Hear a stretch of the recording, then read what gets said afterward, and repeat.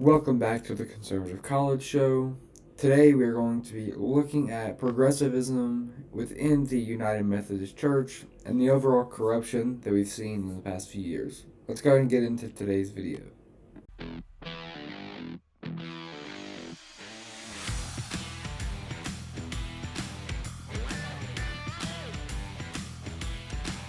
Alright, so the first video we're going to be watching is going to be just, I wouldn't say a compilation, but it's a video from this church, this United Methodist Church, we're going to be reacting to. So, before I actually get into the video, I want to talk about the issues that have been coming up within the United Methodist Church. So, in 2019, the United Methodist Church voted to be stricter on the LGBTQ members that it has and to not necessarily allow the LGBTQ congregations. And along with that, there's been a lot of divide. So, almost half of the congregations when this happened did not agree, so they stepped away. And then, a few years later, the actual United Methodist Church then again voted to get rid of those restrictions and go back to being affirming for the LGBTQ and spreading love, and because that's what they claimed that it was spreading love. So that was with that. Now, since then, there has been a new separation in the United Methodist Church. When this happened,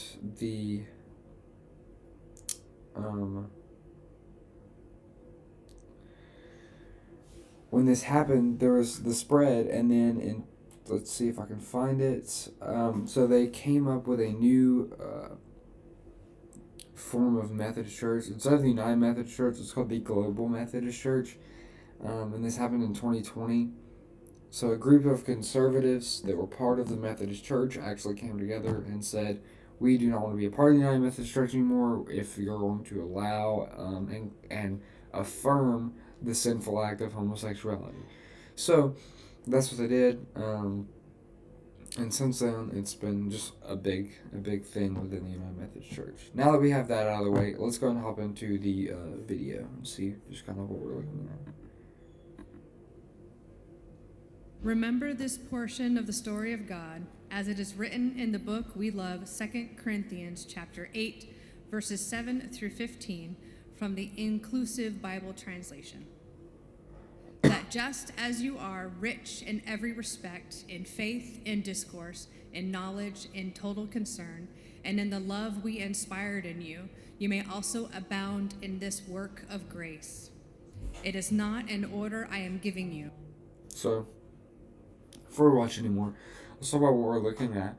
So first off, the translation of the Bible that they're reading from is a very, very, very, very, very bad translation. Not only is it just like an incorrect translation, but it's also a translation to comfort in sin. So this is called the inclusivity translation, I'm pretty sure.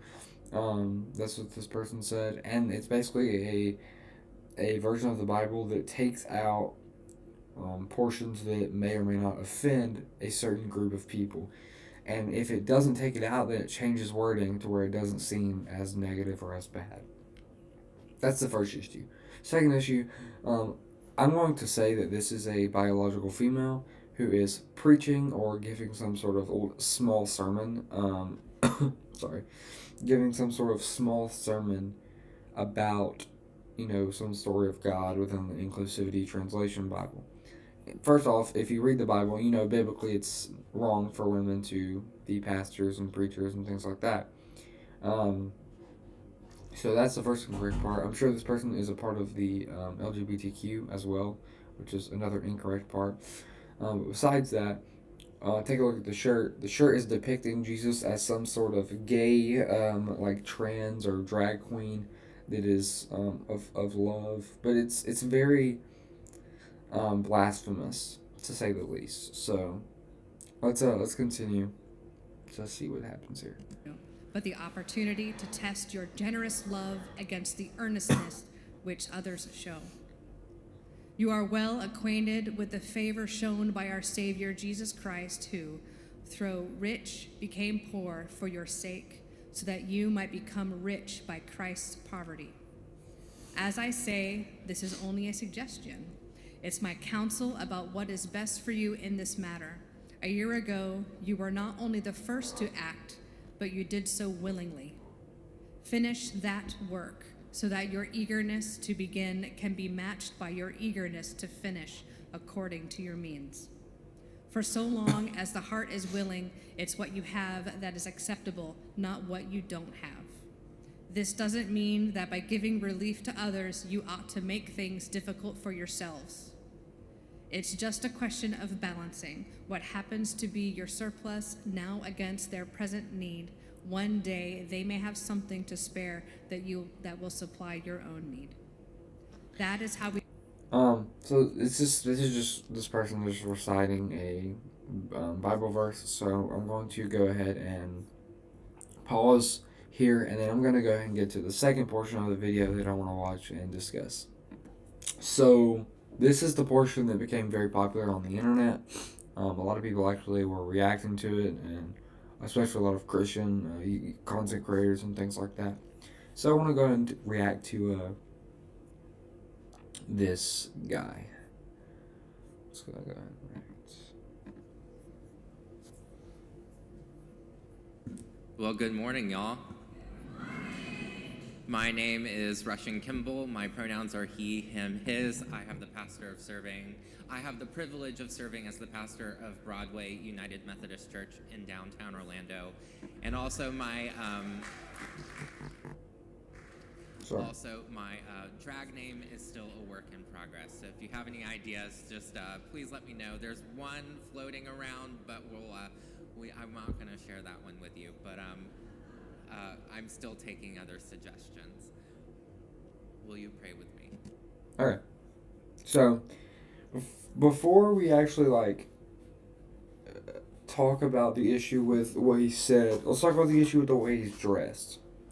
So, he's wearing like an LGBTQ stole, the thing that he's wearing around his neck, to affirm homosexuality, a sinful act. And then he has makeup on as a man, whether he's gay or not, which he is. He has makeup on as a man, which is also not necessarily sinful in the fact that it's makeup. Actors have makeup that they put on for, the movies and stuff. But there are places where you should not dress like a woman, and that's essentially what he's doing, especially when he talks about drag. So let's go ahead and discuss the issues with what he said. First off, you cannot be a pastor and be homosexual.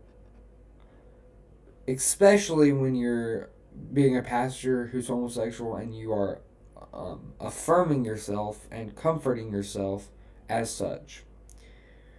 With that being said, he also talked about drag. You also should not be doing drag due to the fact that it can be sinful. He's dressing up as a woman, and he talks about his drag name and things like that, and then you shouldn't be bringing this into a congregation, into a church.